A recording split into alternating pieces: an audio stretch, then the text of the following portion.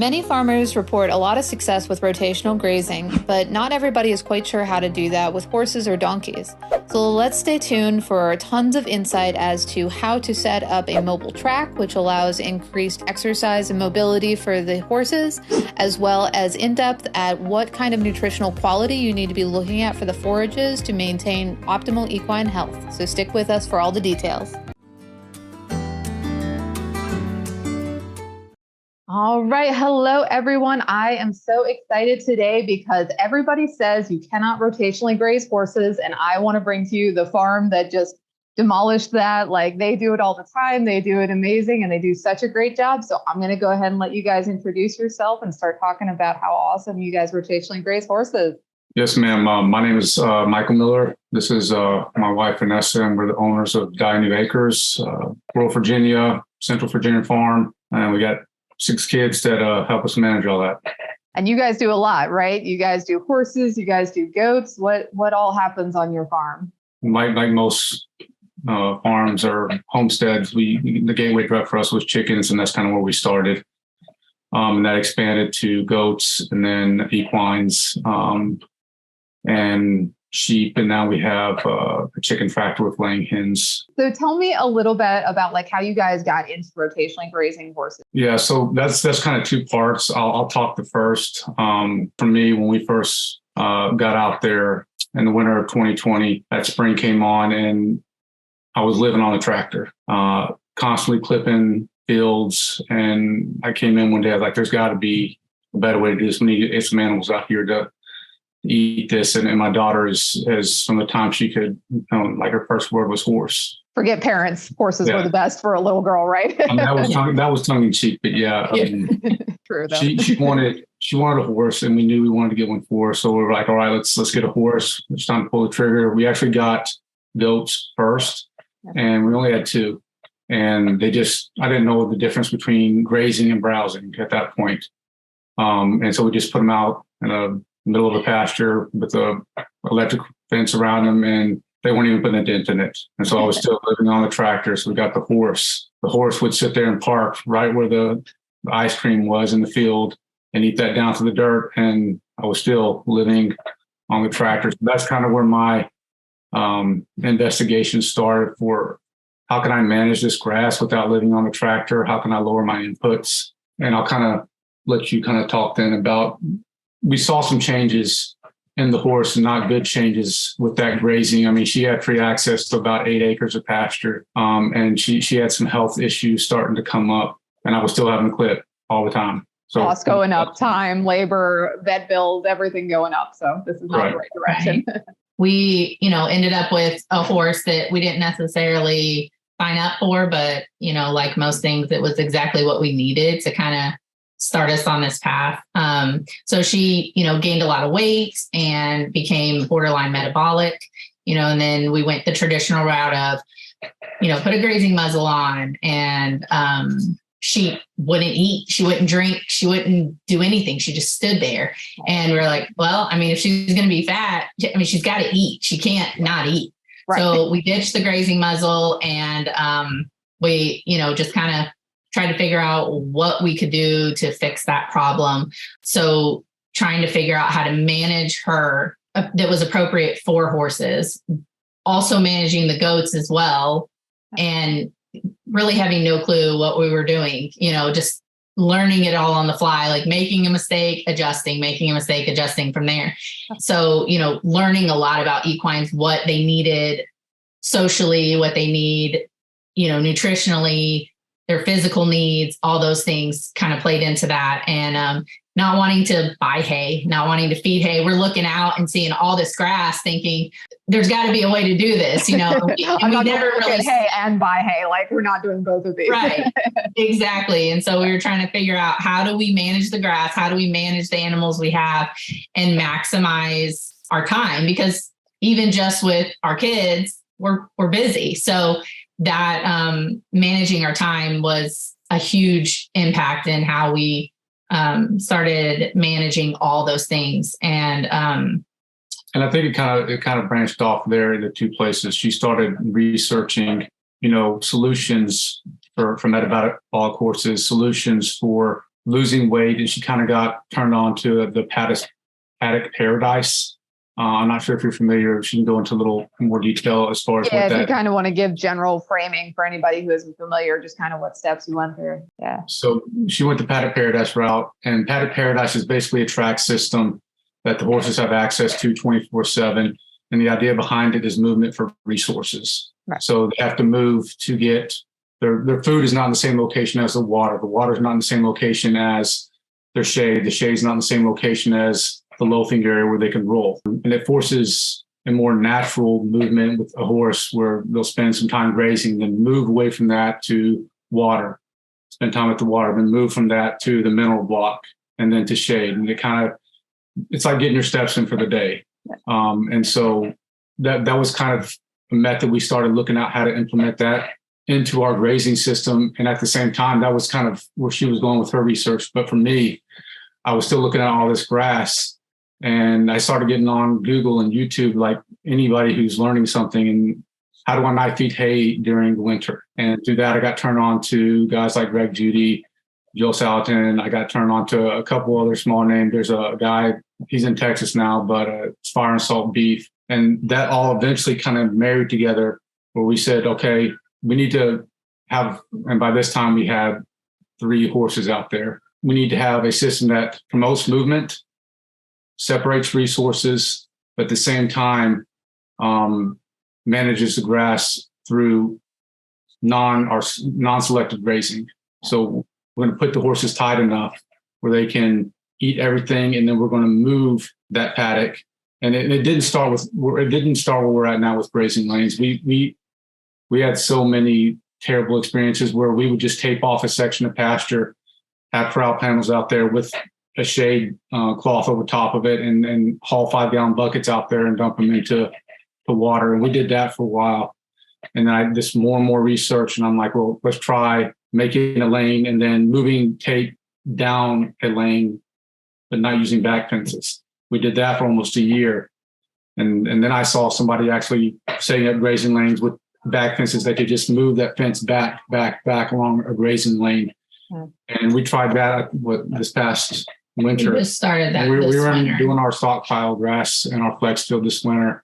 I tried that out, and it's phenomenal. And the benefits of that system, as far as movement for the horses, on our furthest field, they're probably walking close to a half a mile out to that paddock and then back. And they're doing that multiple times a day. But then the manure spread, the trampling, the urine that gets constantly pushed further and further down that pasture so it's evenly spread.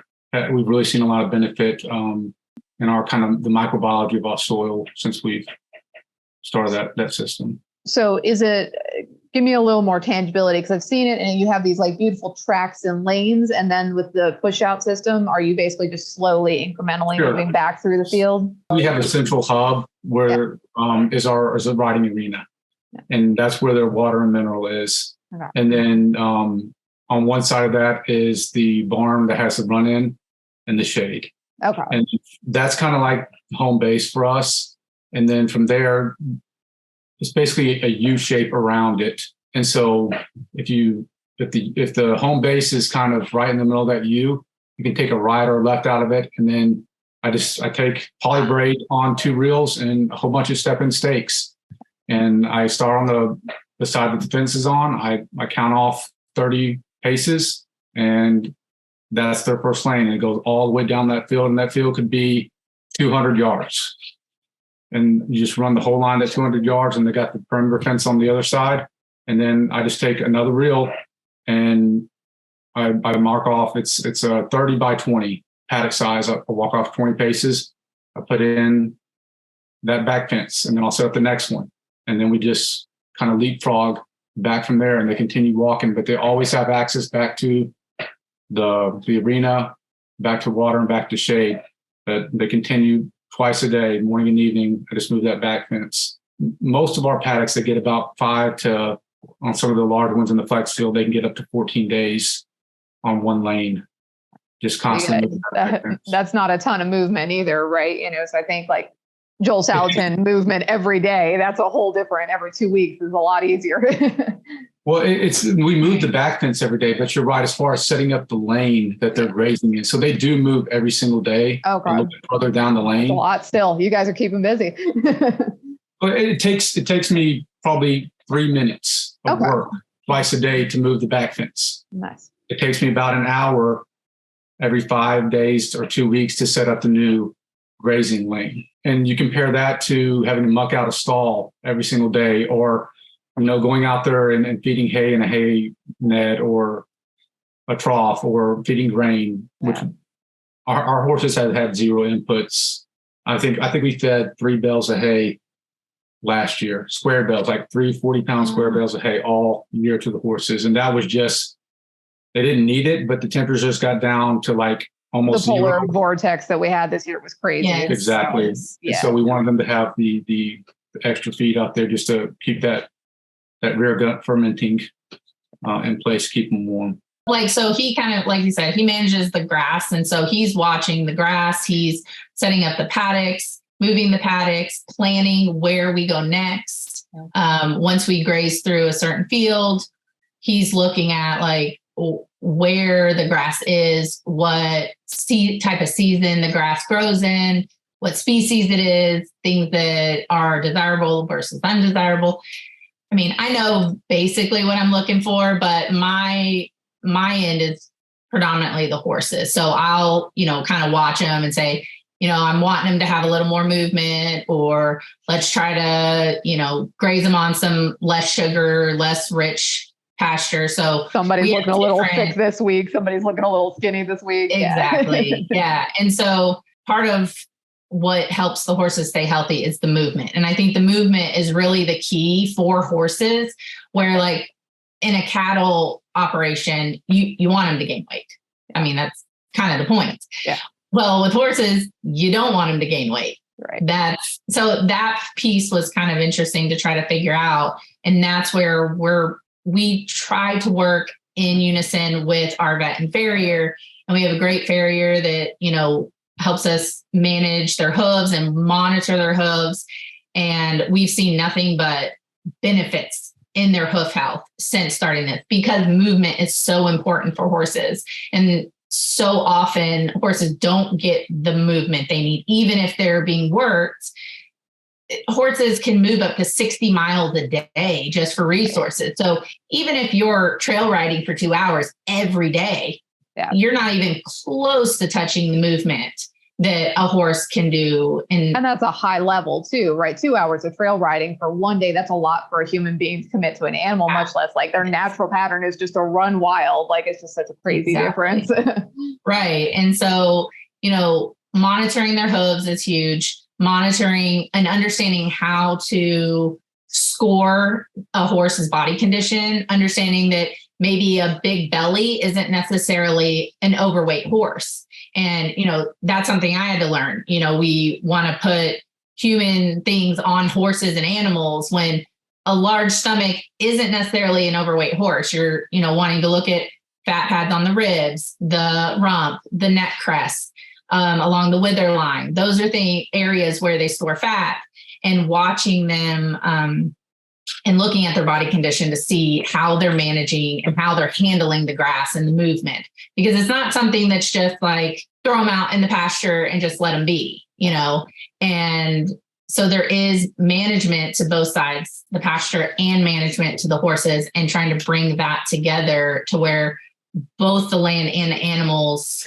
are in their most optimal state, which I think is kind of the essence of what regenerative agriculture is all about, is bringing that like healthy ecosystem back to the land, and having the land be healthy and having the animals be healthy as well.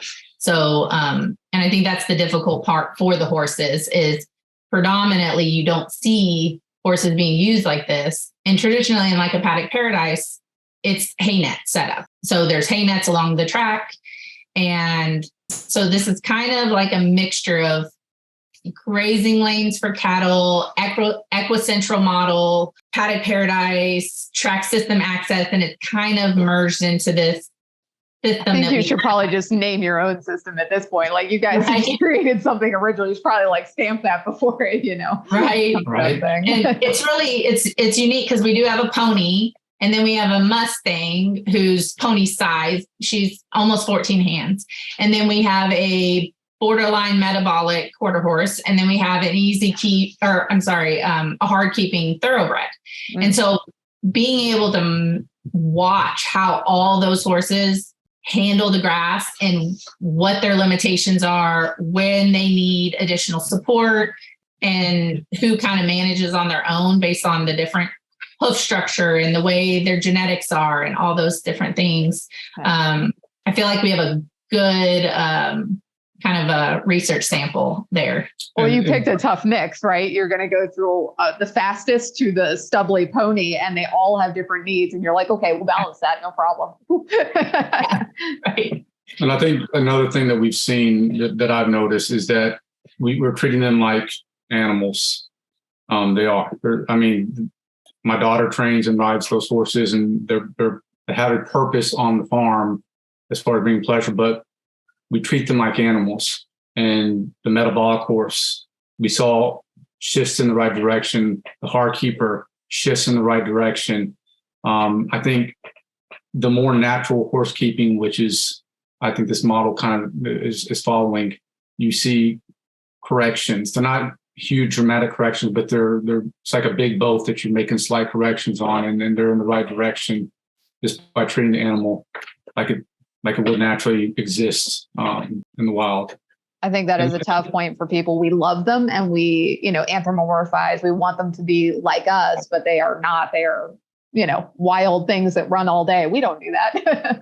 And then there are a lot of reasons why people are afraid to do this. And we can I know people talk to us all the time, how do you manage laminitis if you're on grass, 24/7? How do you manage spring grass? And I think that there's two parts. We have a theory, and I haven't done an empirical study to test it, but I think one of the biggest factors in laminated cases is a lack of movement. I think movement is one of the key pieces that's missing in that equation. The other thing is rest on pasture. So our grazing lanes, like the one we're on right now, is probably not going to be grazed if we catch the right amount of precipitation, which we finally got some the last 2 days. And we're probably 3-4 inches behind on precipitation this year. But if we continue to get good rain, we won't be back there till January. Yeah. So we have basically July to January. That's going to rest. It's going to get a lot of good cool season grass growth. We have fescue, we got red fescue, orchard, timothy, clover, and a mix of summer grasses in these pastures. But all those cool season grasses, particularly the red fescue, it's going to stay green probably through January. Yeah. And it's just going to be stockpiled in there.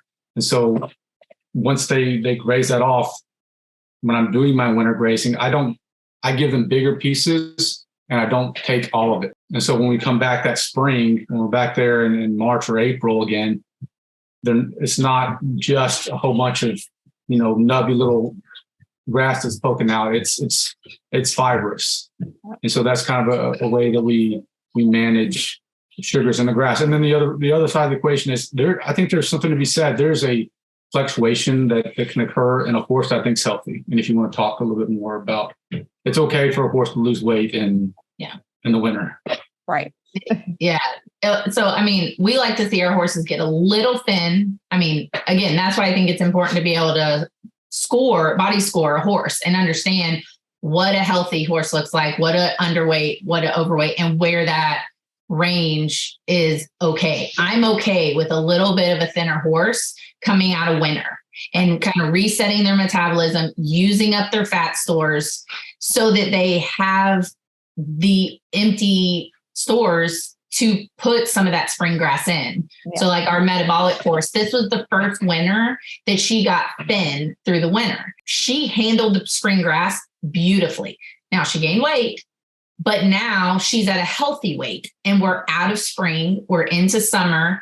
And, after a few years, her body has learned, use up everything you have and then you're going to get more. And that's okay. And that's good for you. And she looks great. We actually had a vet come out who hadn't seen her, and they were like, she's really thin. And we were like, yes, that's awesome. And she just was like, what are you talking about? Yeah. But for us, because we know how much, I mean, she's probably lost a good solid 300 pounds since starting this method. Yeah. So significant weight losses. Yeah.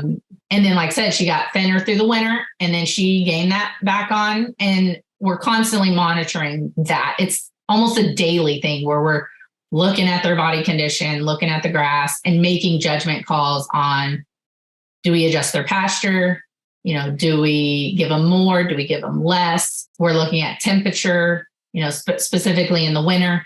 You know, do they need more grazing in order to handle the cold weather? But we're trying to, I guess, set up an environment where their body can function the way it's supposed to function and can utilize their natural ability to take care of themselves. Yeah. And give them the best shot and the best opportunity to do that. I think you guys are doing a beautiful job too, because, you know, you don't have these dry lots, these stubbles. I mean, you get to them, right? Like everybody has to have a little bit, but your pictures are just like, you know, that beautiful tall grass, that oasis. And everybody goes, oh my God, why are there horses in there? That's terrible. Right. But we have, you know, donkeys, and we've seen the same thing, that when they get that cardio, when they are given the ability to run, they don't end up bloating. They don't end up needing those dry lots because they're able to express, you know, the pig of the pigness for Joel Salatin, the animal of the equine. I'm not sure, we'll have to come up with a good catchphrase for that one. But, you know, I think you're totally right that just allowing that like inner animal to do what they're supposed to do really removes that like spring grass problem. Like we're taking back to natural instincts, and we're going back to non-curated kind of environment. Well, and you see, like, so a lot of times, especially with like ponies, because they are more predisposed to laminitis or metabolic issues. And what I've kind of noticed is people are putting ponies on small lots, right? And so they're putting them on little dry lots, and then they're saying dry lot. Well, a dry lot means something different to different people. If I'm thinking of a dry lot, I'm thinking of my arena that has 6 inches of sand. Yeah. There's nothing growing in that, you know, arena. It is a dry lot, where a lot of times dry lots have weeds, they have clover, they have buttercups, they have this short stressed grass. It's a small area. And then you're putting metabolic horses, ponies, donkeys in these small areas. So their movement is already restricted, when truly, just because they're little, they really don't need less movement. They're still firecrackers, right? They're going to get exactly. that. I mean, our pony, you know, she's 12 hands, and she goes the same distances as everybody else. And she can get fat on air for sure.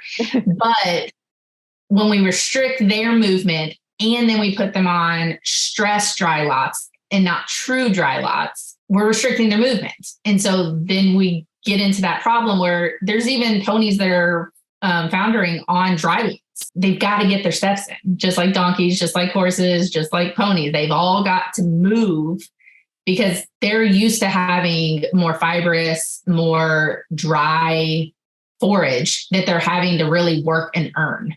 And I think replicating that helps, you know, keep them healthy. When you're looking at those forage qualities of sugar versus no sugar, kind of what forages are you saying are your highs and your lows, your lean and your non-lean forages? So I think we can look at it in several different ways. One is how vegetative it is, meaning there's stages in grasses where it's real leafy, and then it goes to the boot stage, and then it goes to the seed stage. Once it gets to the seed stage, all the energy in the plant is trying to get that seed head out and reproduce. That's a fibrous state where the sugar in the palatable parts of the plant is low. But I mean, you can take a piece of fescue grass and keep it nubbed down to, you know, like that, and it's going to stay high in sugar content because it's trying to push all the energy into that leaf to get that solar panel up so it can put out a seed head and reproduce itself. So we just don't graze short grasses. Short grasses don't particularly have, or tall grasses don't have a high sugar content. Now, there are short grasses within that stand of grass, but it's an even mixture. And then variety. We had somebody ask us the other day what we recommended them planting in the field, and our response was, what you need is probably in your seed bank already. Right. You need to heal the ground. You need to let it rest. You need to see what you have. You need to graze it properly. And if you had a field full of broom sedge, maybe if you had the money and wanted to put the inputs in, you could lime it, and you could throw some, warm and cool season mix out there with some clover. That would probably be a pretty good choice. But I would guess it's in the seed bank. And what we're finding, one of our flex fields, one of our lease fields, there's 2 ridges that are just solid broom sedge grass, really acidic. And we've raised the horses on it, made them pick through that, find good stuff. And what we're finding is the trampling, the manure, and the urine. There's clover and fescue growing up in places where there was solid broom sedge stands just by using the animals to hill land. It's not as fast as a lime truck or reseeding, but the seed bank has what it needs in it already. Well, and that animal integration of manure, right? That they're bringing the seeds from other places. So they're bringing the good quality to it, and they're really restoring that. We're fixing soil health. So we're not going to grow as much broom sage next year. I was about to say our farms are actually not super far apart. We're probably about 4 or 5 hours, but we just have like stickweed everywhere. And we're kind of finding the same thing. Like, how can you get that seed bank under control, fix it? And once you fix the soil health, weeds are not as prone to growth. So, I feel like we get in that push pull of like, oh, it's removed, it's terrible, we don't want animals there. But if we can do that incrementally and in the right amounts, I think we find that regenerative agriculture, it comes back, right? So it's super exciting you guys are seeing that work, because I wouldn't have thought to do that.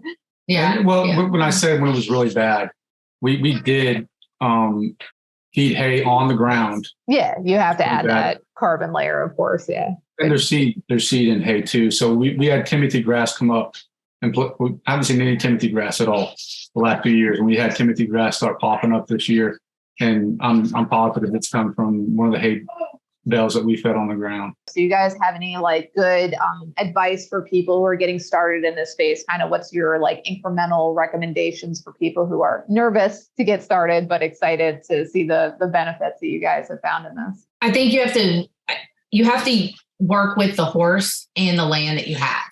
And so every system and every model is going to look different because the needs of your animals are different. Specifically horses, they're unique because, like with our goats and our sheep and our chickens that we also rotationally graze, they're just in a different category, right? They're not, horses, especially on the East Coast, I would say, aren't livestock, right? They're not normally thought of as livestock, where goats and sheep are more managed like livestock. And so if a goat isn't working within our system, we give them some time, we try to help them, but if they're not working, they're not working, and we just replace them.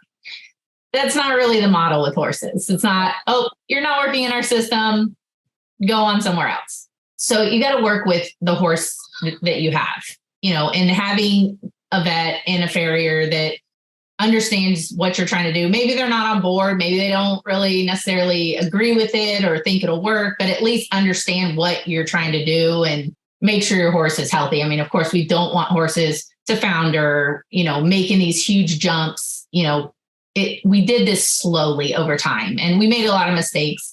And a lot of our adjustments were based on mistakes. But I think one, you have to have your horses understand electric fencing and electric polybraid. They need to know what it is and how to work with it. So we did introduce some equine boarding, which we still, have a couple spots available. And so what we do when we bring those horses in is we make sure they understand electric fencing, right? A good start point. We got to start there. We need you to, and that's kind of the caveat with our boarding is we're trying to teach them to integrate into our system, which is unique. And we understand that. And it's not for everybody, but for the people it's for, it works. But we teach them about the fencing, help them to understand what it is, to respect it. And then we have to teach them how to graze. And so that's kind of a funny concept, but really all of our animals, they have to learn how to eat grass, and they have to learn how to forage, and they have to learn how to be the animal that they are, because they don't typically come in with that understanding. And we've seen that really across the board with all of our animals. And Such so an important point, because like when we went for livestock, we said what grazes well. Like we picked with a predisposition to forage. And I'm just like, man, horses don't come that way, right? Like we've curated this breed and you're doing it so much harder, but I feel like it's so important. Yeah. I mean, like I said, you've got to teach them. Even like our second, third generation goat kids are just doing amazing. I mean, they're like, we got this. We know what this is about. We were born in this pasture, and we just kind of fall in step. Yep. And so when you don't have those older ones teaching it, they have to learn. So like I said, we started out with large pastures, large paddocks, and we slowly worked them down, because your herd dynamic is going to affect how well you graze. Yeah. And it did take us time to get our herd dynamic to where the way horses are traditionally kept, there's this idea that they need to guard resources, because a lot of horses don't have access to 24/7 grazing. And so there are like overeating and gorging issues with horses. So you do have to incrementally introduce them to that. And one way to help with that is to introduce them during the off season, during the winter, when they're having to work hard. They're not, even if they wanted to gorge, if you put them on a bad pasture that has a bunch of old broom sedge, they're not going to gorge on broom sedge. They're going to nose around and pick and choose. And that kind of resets their mind. Like, this is what I'm supposed to be doing. I'm supposed to be looking for the good stuff. It's not just going to be handed to me. Teaching them on the more fibrous, less desirable grasses is helpful. That's fantastic. I'm just like, okay, so we're not saying it's the middle of the summer, go let the horses out, right? Like we're doing an incremental process and we're moving forward. What other? I would say summer or winter is probably, I mean, from the grass guy, from the horse person. Yeah. Here's why I say that. So if someone would come to me and say, hey, we like what you're doing, we want to try something like this, how do we get started?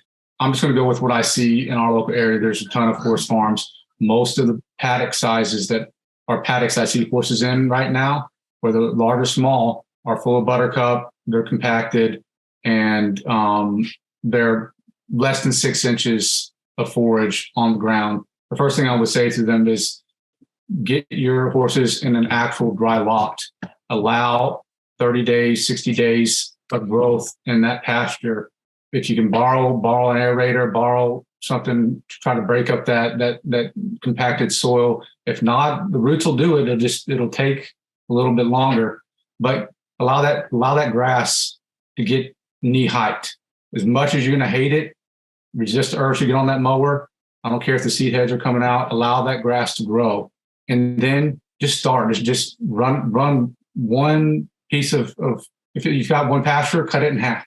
Run one piece of poly braid down the middle of it, and then put a back fence with another piece of tape or poly braid. Buy 50 step-in stakes and just try it. Just put them out there, wait till the grass is your knee height, and then move it. And then don't go back there until it's your knee again.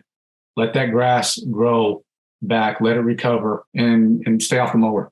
Wow. Now, once you know, there is something to be said. Once the grass, particularly in this stage of the game where a lot of the warm season grasses are coming into seed head and are drying out, actually. So when the seed head first comes up, the first thing our horses eat are the seed heads off all the plants. They'll go there and they'll bite everyone off until it gets about this time of year where they start to dry out and they're less desirable at that point. I do go back now after they've grazed, and I will clip all the stemmy things off the field just to allow as much sun exposure onto the solar panels, those leaves that are left behind and what's trampled. But what I tell somebody, stay off the mower, allow your grass to grow. It's not going to kill your horse, I promise. Start with bigger paddock sizes than you probably need. But eventually, if it's I'm thinking of multiple horse herd, even if it's just one, they're going to group up.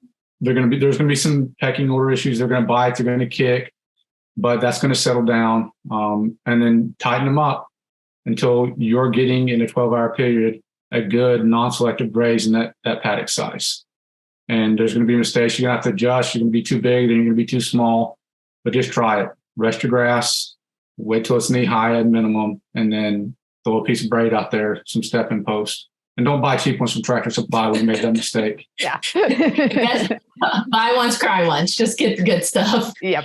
Awesome. Well, I was about to say tons of information, and it's so good. So everybody should go follow you on Instagram, because I feel like that's the first place I like obsessively fell in love with what you're doing. It gives such a high visual. So everybody should go follow it. Also, you guys have just been so like wonderful at giving information and responding to questions. I think we've been talking for like a year and a half now. You're always full of great tips. So everybody go follow them. And any last words of wisdom? I mean, we're like starting into wanting to do some consultation stuff. So, like you said, on Instagram, you can contact us. We'd be more than happy to, give any kind of feedback we can. And we are starting to, do farm visits.